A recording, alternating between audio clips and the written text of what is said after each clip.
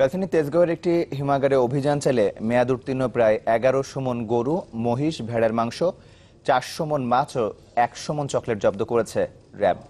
গতকাল দুপুর থেকে রাত পর্যন্ত সেভ অ্যান্ড ফ্রেশ ফুডের হিমাগারে এ অভিযান চালায় র্যাব 2 এর একটি দল। অভিযান শেষে হিমাগার মালিককে 20 লাখ এবং আমদানিকারক প্রতিষ্ঠানগুলোকে 42 লাখ টাকা জরিমানা করা হয়। আমদানি করা এসব মাছ, মাংস ও চকলেটের মেয়াদ শেষ হয়েছে 2 থেকে 3 বছর আগে। তবে প্যাকেটে মেয়াদ উত্তীর্ণের তারিখ পরিবর্তন করে মজুদ রাখা হয়েছিল।